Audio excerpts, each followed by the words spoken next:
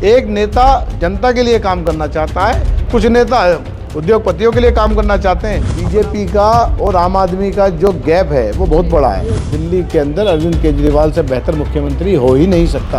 कांग्रेस का दामन छोड़कर आप आए, आम आदमी पार्टी से जुड़ गए, इसके पीछे सबसे बड़ी वजह क्या मानते हैं? हम ना सत्ता में थे ना विपक्ष में थे। जब काम कराने जाते थे, जब सरकार में फंड की बात होती थी, बड़ी मुश्किलें आती थी। मैं अपने क्षेत्र को डेवलप करना चाहता था, जैसे आप स्लोगन बता रही है, पीछे लिखा है साथ मिलकर संवारेंगे सीलमपुर।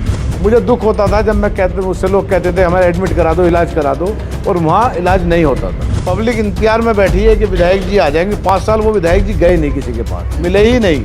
आप सर्वे करोगे, विधायक जी की शक्ल ही नहीं देखी 5 साल किसी ने।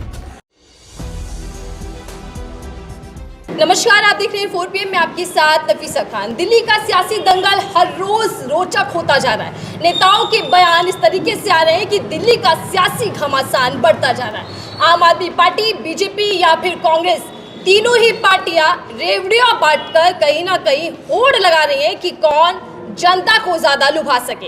लेकिन सबसे बड़ा सवाल यह है कि आखिरकार दिल्ली पर किसका कब्जा होने वाला है, दिल्ली के अंदर किसकी सरकार बनने जा रही है। और जहां एक तरफ दिल्ली की तमाम सीटों को लेकर सबकी निगाहें अड़ी है, गड़ी है, तो वहीं दिल्ली की सीलमपुर विधानसभा पर सबकी नजरें गड़ जाती हैं, क्योंकि वो सीट बन चुकी है जिसमें राहुल गांधी चुनावी आगाज कर गए हैं कांग्रेस पार्टी के लिए। तो वहीं ये सीट दल बदल के लिए भी जानी जा रही है। दल बदल इसलिए कह रही हूँ कि नेता जो प्रत्याशी हैं वो दल बदल की राजनीति का खेल करते यहाँ दिखाई दे रहे हैं। आप वाले कांग्रेस में चले गए, कांग्रेस वाले आप में आ गए, और अब प्रत्याशियों के रूप में जनता के बीच है। तो समझते हैं कि सीलमपुर विधानसभा की समीकरण क्या रहने वाले, जनता के बीच कंफ्यूजन पैदा होगा या फिर एक तरफा आम आदमी पार्टी को समर्थन मिलेगा, या फिर कांग्रेस इस बार बाजी मार जाएगी। बीजेपी के क्या है यहाँ पर हालात, तमाम चीजों पर चर्चा करते हैं। मेरे साथ आम आदमी पार्टी के प्रत्याशी, नए नवेले कह सकते हैं कि आम आदमी पार्टी के नेता बन चुके जुबैर चौधरी जी साथ में, जो कि पूर्व कांग्रेसी हुआ करते थे, कांग्रेस का दामन छोड़कर हाल फिलहाल में आम आदमी पार्टी से जुड़े। समझते हैं कि क्या वजह रही और अब क्या रिस्पॉन्स उनको जनता से मिल रहा है। बहुत बहुत स्वागत है सर आपका। मैं चुनावी तौर पर आगे चर्चा को बढ़ाऊं उससे पहले आपसे जानना चाहती हूं, क्योंकि देखिए मुझे पीछे केजरीवाल जी नजर आ रहे हैं, आम आदमी पार्टी के मुखिया, और संवारने की बात आप लोग कर रहे हैं। कांग्रेस का दामन छोड़कर आप आए, आम आदमी पार्टी से जुड़ गए, इसके पीछे सबसे बड़ी वजह क्या मानते हैं? क्या कारण रहा, या फिर पहले से ही सब कुछ सेटिंग थी कि मैं इधर आऊँगा, मुझे टिकट मिलेगा और मैं चुनावी मैदान में उतर जाऊँगा? क्या है आपका इस पूरे सवाल को लेकर जवाब? बिल्कुल भी ऐसा नहीं था कि कोई सेटिंग थी या कोई सौदा था। कोई सौदा नहीं था। मैं निगम में 8 महीने जीता, 8 महीने बाई इलेक्शन जीता था। उसके बाद मेरी वाइफ शगुफ्ता चौधरी चुनाव लड़ी, वो जीती। दिल्ली में सबसे हाईएस्ट मार्जिन 11,000 बाई इलेक्शन में मेरा था। 17,000 के आसपास लगभग हम, जब शगुफ्ता लड़ी तो हम वो जीते। ये बड़ा मार्जिन है। पब्लिक बड़ा मार्जिन जब देती है जब उसको उम्मीद ज़्यादा होती है किसी से। हम ना सत्ता में थे ना विपक्ष में थे। जब काम कराने जाते थे, जब सरकार में फंड की बात होती थी, बड़ी मुश्किलें आती थी। इस सब को देखते हुए मैंने आम आदमी पार्टी ज्वाइन की। मेरा टिकट का कोई कमिटमेंट नहीं हुआ, कोई किसी पोस्ट की बात नहीं, कुछ नहीं हुआ। सिर्फ मैं अपने इलाके की बेहतरी के लिए गया था। जो यहाँ से विधायक थे अब्दुल रहमान साहब, उनका टिकट कटा, और मैंने अक्सर सुना है इंटरव्यू में रहमान साहब से ही, वो कहते थे कि सर्वे के आधार पर टिकट मिलता है, तो सर्वे में वो नेगेटिव थे। मैं अपने क्षेत्र को डेवलप करना चाहता था, जैसे आप स्लोगन बता रही है, पीछे लिखा है साथ मिलकर संवारेंगे सीलमपुर। अगर सीलमपुर संवारना है तो सरकार की ज़रूरत है। कांग्रेस की स्थिति दिल्ली के अंदर ये हो गई है कि ना वो सत्ता में है, ना विपक्ष में है, ना ही वो लड़ने का इरादा रखती है। आज कांग्रेस सिर्फ और सिर्फ वोट काटने का काम दिल्ली के अंदर कर रही है, लड़ने का काम कहीं नहीं कर रही। कोई एक सीट मुझे ऐसी नज़र नहीं आती दिल्ली के अंदर जहाँ कांग्रेस सीरियस होकर चुनाव लड़ने की सोच भी रखी हो, सिवाय वोट काटने के अलावा। मैं कांग्रेस बीजेपी पर आऊंगी, लेकिन जैसा आपने कहा कि आपको काम करना था, डेवलपमेंट के नाम पर आप आम आदमी पार्टी में शामिल हुए। लेकिन सर, आपके पिताजी मतीन साहब 5 बार के विधायक रहे, आपकी मिसेज निगम पार्षद रही, कांग्रेस पार्टी से ही, और आप भी कांग्रेस में थे। तो ये क्या ही समझा जाए जो यूटर्न आपने लिया, वो भी चुनावी माहौल के दौरान, तो ये निजी स्वार्थ के लिए लिया गया? अपनी सियासत को चमकाने के लिए लिया गया, क्योंकि 2 बारी से आप चुनाव यहाँ पर हार रहे थे। तो क्या सिर्फ आपने ये देखा कि जीत जहाँ से हासिल हो सके उधर राहें मोड़ ली जाएगी? जहाँ से हम 2 बार चुनाव हार रहे थे वहीं से हम 2 बार चुनाव जीते हैं।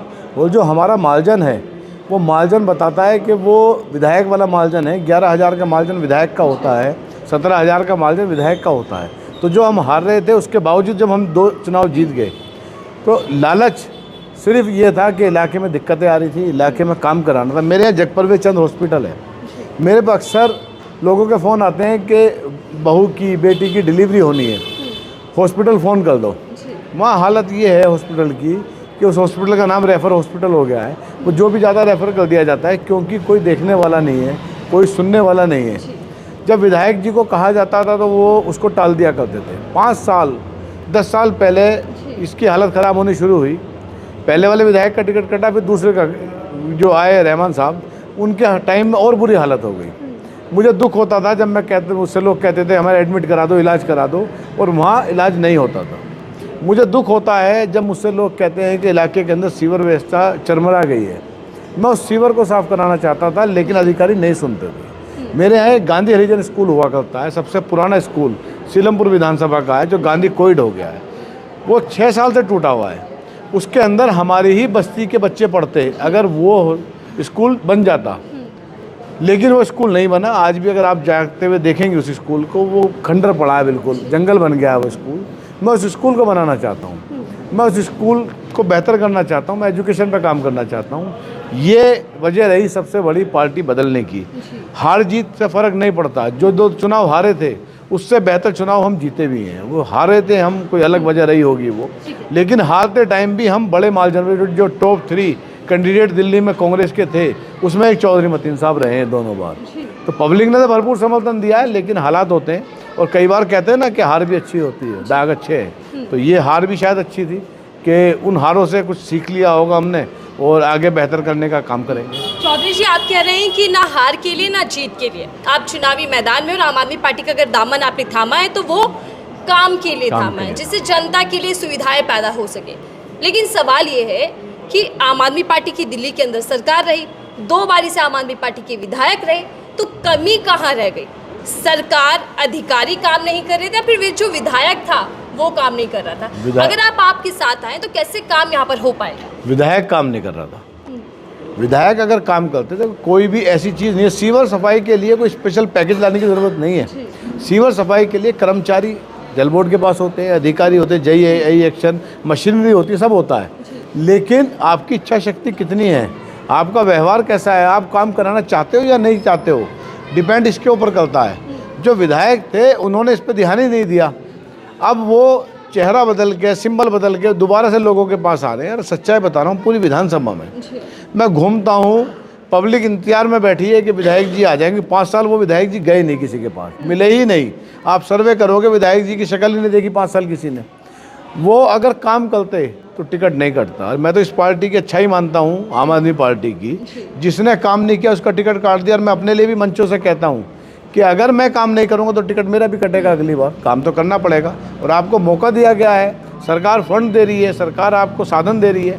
उसके बाद अगर आप काम नहीं कर रहे हो तो ये तो अच्छी बात नहीं है ना पब्लिक के साथ। टिकट तो कई कटे हैं, तो ये समझा जाए कि आम आदमी पार्टी के विधायक काम नहीं करते। मैं नहीं, आम आदमी के बहुत सारे विधायकों को टिकट मिला, बड़ी तादाद में टिकट मिला है। काम करते हैं जब भी तो मिलता है। नामों को काटा भी गया। लेकिन मैं तो सीलमपुर को जानता हूँ, मैं बाकी विधानसभा में देख ही नहीं रहा हूँ जब से मेरा चुनाव शुरू हुआ है।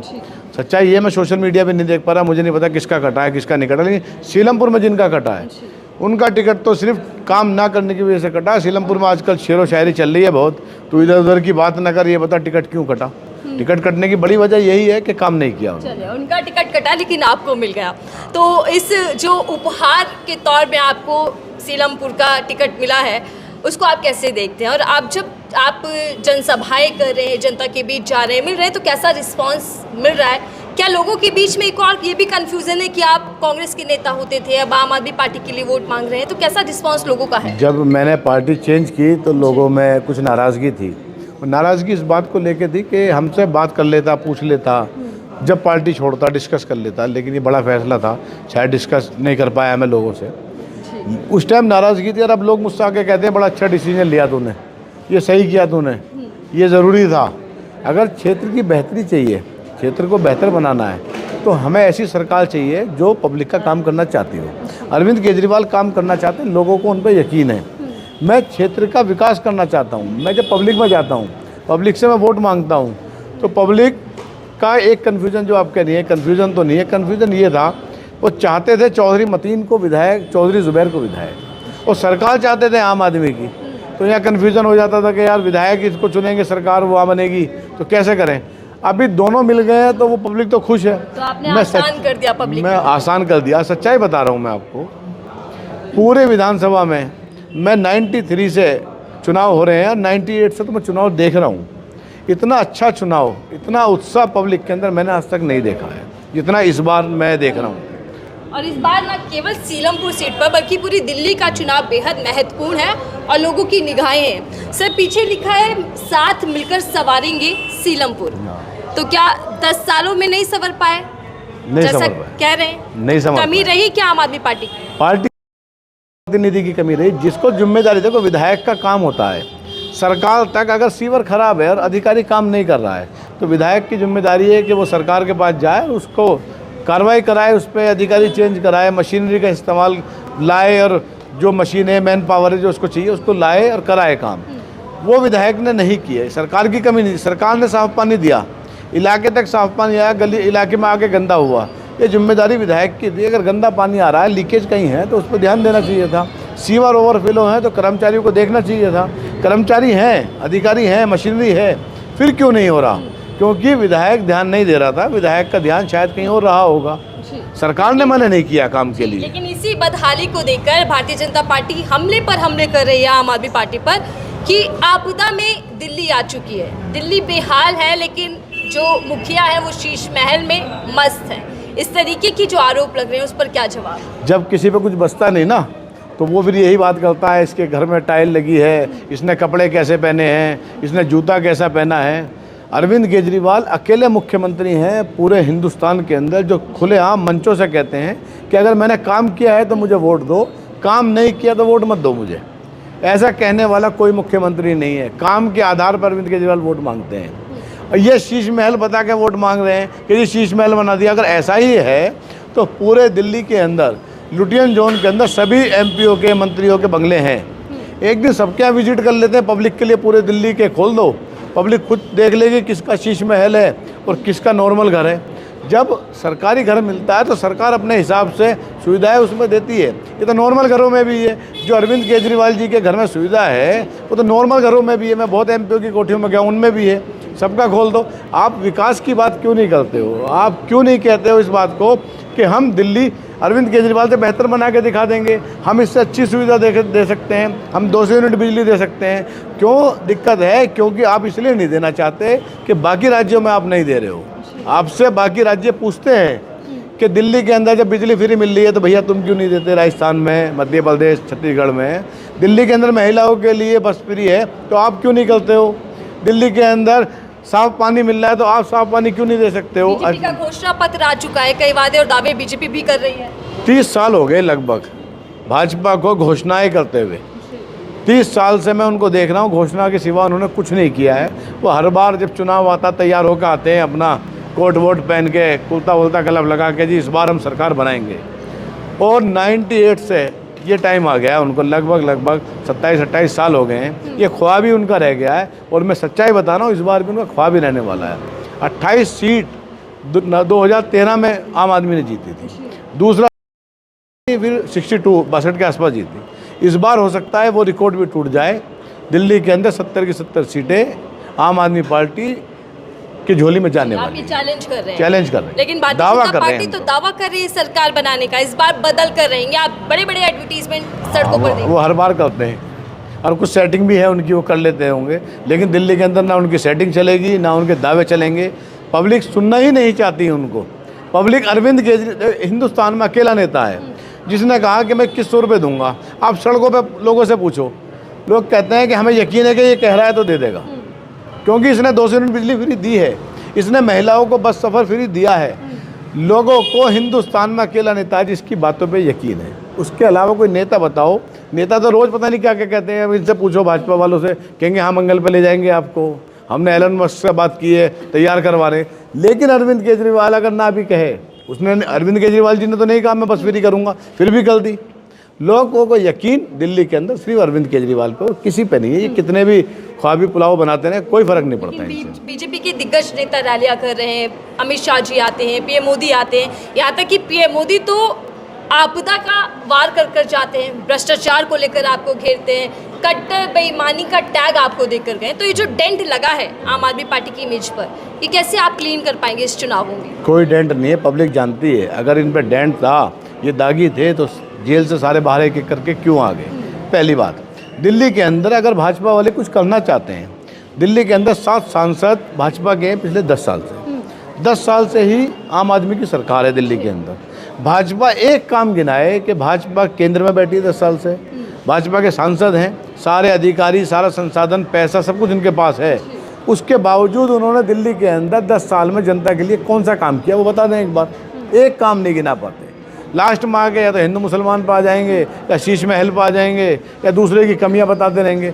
अपनी खूबी बता के वोट मांगे ना, बताएं वो कि उन्होंने ऐसा कौन सा काम किया है जिसके लिए उनको वोट मिल जाए। 7 सांसद कम होते हैं, केंद्र सरकार कम होती है, कौन सी ऐसी चीज़ थी? दिल्ली की सरकार तो आधी सरकार है, पूर्ण राज्य का दर्जा भी नहीं है। उसके बाद भी अरविंद केजरीवाल जी ने करके दिखा दिया। इन्होंने क्या किया 10 साल में दिल्ली वालों के लिए, उसका जवाब दे देंगे। कोई जवाब नहीं है इनके पास। आपने हिंदू मुसलमान की बात की, और इन दिनों ये भी सुर्खियों में आ चुका है कि यूपी के सीएम योगी आदित्यनाथ दिल्ली में प्रचार प्रसार करेंगे बीजेपी के लिए। आपने देखा होगा महाराष्ट्र गए, हरियाणा गए, या फिर उत्तर प्रदेश में ही बटेंगे कटेंगे नारा दिया गया बीजेपी की ओर से।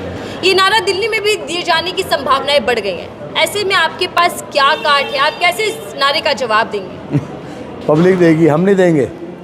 बटेंगे कटेंगे, और हम कह रहे हैं कि हम आपके स्कूल बेहतर करेंगे, हम कह रहे हैं आपके हॉस्पिटल बेहतर करेंगे, हम हेल्थ पे काम करेंगे, हम एजुकेशन पे काम करेंगे, हम आपकी सीवर व्यवस्था सुधारेंगे, हम 2100 रुपये सम्मान राशि महिलाओं को देंगे।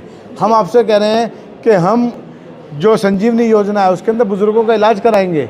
ये कह रहे हैं बटेंगे कटेंगे, उनका नारा है। हमारा नारा है कि हम दिल्ली को एजुकेशन देंगे, हेल्थ देंगे, दिल्ली को बेहतर बनाएंगे, दिल्ली को खूबसूरत बनाएंगे, 6ठी मंजिल तक, 5वीं मंजिल तक पानी साफ पहुंचाएंगे, आप टैप से खोल के पानी पियोगे। हम तो ये वादा कर रहे हैं। हम तो कह रहे हैं कि स्टूडेंटों को रेल मेट्रो के अंदर पास इशू करेंगे जिसमें 50% का डिस्काउंट देंगे, बसों के अंदर फ्री सुविधाएं देंगे। हम कह रहे हैं ऑटो वाले की बेटी की शादी होगी गरीब की, 1 लाख रुपए उसको शादी के लिए देंगे कन्यादान के रूप में, उसको वर्दी के लिए पैसा देंगे, उसके इलाज का बीमा देंगे।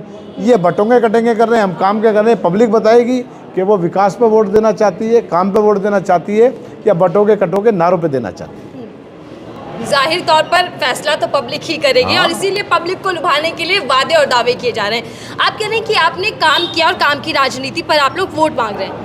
अगर काम पर वोट मिल जाएगा तो फिर फ्री की रेवड़ियां बांटने की जरूरत क्यों आ पड़ी? एक के बाद एक बड़ी घोषणा है आप कर रहे हो, और आपको देखकर बीजेपी और कांग्रेस भी कर रही है। कल तक यही बीजेपी वाले और यही हमारे कांग्रेस के जो साथी हैं वो मजाक उड़ा रहे थे। वो कहते थे कि ये कहाँ से देंगे, वो पलचा लाते थे बना के, इतने लाख करोड़ का बजट है, इतना लाख करोड़ कहाँ से आएंगे।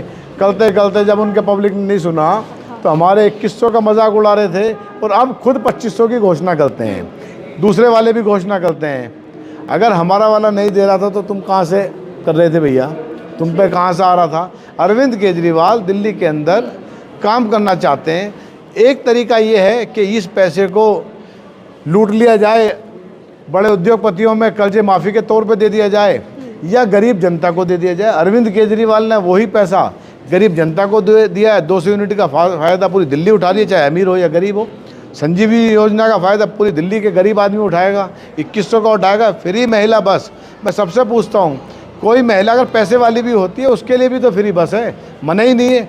एक नेता जनता के लिए काम करना चाहता है, कुछ नेता उद्योगपतियों के लिए काम करना चाहते हैं। अपना अपना स्टाइल, अपना अपना तरीका है। हमारा नेता पब्लिक के लिए काम कर रहा है, गरीब जनता के लिए काम कर रहा है। जिसको रेवड़ी कहते हैं तो रेवड़ी है फिर ये। अगर मैं आपका पूछूं कि सीलमपुर वासियों के लिए आपके पास क्या मुद्दे हैं, आप किन मुद्दों को लेकर जनता के बीच आ रहे हैं? मैं जब चुनाव के अंदर उतरा तो सबसे पहला मुद्दा मैंने सरकार में जो अधिकारी थे उनसे भी कहा, जब मैं प्रत्याशी बन गया, सबसे भयंकर समस्या, विकट समस्या सीलमपुर विधानसभा की सीवर है, दूसरी पानी है। क्योंकि सीवर ओवरफ्लो हो रहे हैं, लीकेज की वजह से पानी गंदा हो जाता है। आज सीलमपुर विधानसभा के अंदर गली गली आवाज़ लगती है कि पानी ले लो। ये हमने कभी नहीं सुना कि ठेले पे आदमी वाटर कूलर रख के और वो बोतल रख के बेचे और आवाज़ लगे सब्जी और फलों की तरह के पानी ले लो। ये सबसे बड़ी समस्या है। सीवर व्यवस्था दुरुस्त करना सबसे बड़ा चैलेंज है। हॉस्पिटल को बेहतर करना। जगप्रवेश चंद्र, एक टाइम में 2 अस्पताल बने, एक चाचा नेहरू बना, गीता कॉलोनी में एक जगप्रवेश चंद्र हॉस्पिटल बना शास्त्री पार्क में। पूरे हरियाणा, यूपी, बिहार, राजस्थान से लोग मुझे फ़ोन करते हैं कि चाचा नेहरू में बच्चे को एडमिट करा दो। उसी टाइम का जगप्रवेश चंद्र अस्पताल बर्बाद हो गया। आज हालत ये है कि उसे रेफ़र कर रहे हैं। उस हॉस्पिटल को बेहतर बनाना है। 250 बेड का हॉस्पिटल बेहतर बनाया जा सकता है। हमारे यहाँ गांधी हरिजन स्कूल है, उसको बेहतर बनाया जा सकता है, दोबारा से उसको बनाया जा सकता है। 8 से 10 हज़ार बच्चे इसी बस्ती के पढ़ेंगे। जो बाकी स्कूल हैं उनको और कमरे बढ़ाए जा सकते हैं। एजुकेशन पे बड़ा काम करना है सीलमपुर विधानसभा के अंदर। सीलमपुर के अंदर मुस्लिम बहुलित क्षेत्र ये माना जाता है। सबसे ज़्यादा आबादी और वोटरशिप में मुसलमान हैं। आप भी मुस्लिम कैंडिडेट हो गए आम आदमी पार्टी की, उधर कांग्रेस से भी मुस्लिम प्रत्याशी है। ऐसे में क्या मुस्लिम वोट कटने का डर है? और इसी के साथ भारतीय जनता पार्टी की आप क्या कंडीशन यहाँ देखते हैं? क्या प्रत्याशी देंगे उनको? भारतीय जनता पार्टी के जो प्रत्याशी हैं वो एक सपना लेके बैठे हुए हैं। वो रोज़ लोगों से कहते थे अब तक नॉमिनेशन कर दो मुस्लिम भाइयों से। हमारे कई साथियों से उन्होंने पैसे ऑफर किए कि भैया नॉमिनेशन करो और चुनाव लड़ो ताकि वोट कट जाए। जो माइनॉरिटी वोटर है वो समझदार वोटर है, वो ऐसे जज्बाती फैसले नहीं करता। वो सीलमपुर विधानसभा का चुनाव वैसे भी कैंडिडेट वर्सेस हो गया है अब। तो कैंडिडेट वर्सेस पब्लिक तो खुद तैयार बैठी है। अब पूछते हैं कि पुराने वाले विधायक से कंपेयर कर लो, वो सही है या हम सही हैं। उसमें बहुत बड़ा गैप आ रहा है। वो 5-10 हज़ार पे भी नहीं टिक रहे हैं, सच्चाई बता रहा हूँ। वो सीलमपुर का नारा 1 लाख पार का है। तो क्या बीजेपी लड़ाई में है या नहीं है? बीजेपी के भी मैं बता दूँ, बीजेपी का और आम आदमी का जो गैप है वो बहुत बड़ा है। अब बीजेपी 1 लाख पार का नारा देती थी, लेकिन वो 20 हज़ार क्रॉस नहीं कर रही है। आम आदमी का कैंडिडेट, आम आदमी पार्टी का वोटर तैयार बैठा है 1 लाख पार करने के लिए। लगभग 2 लाख वोट है, 1.25 लाख वोट पड़ता है। मैं आपको सच्चाई बता रहा हूँ, आज आप रिकॉर्ड कर रहे हैं इस बात को।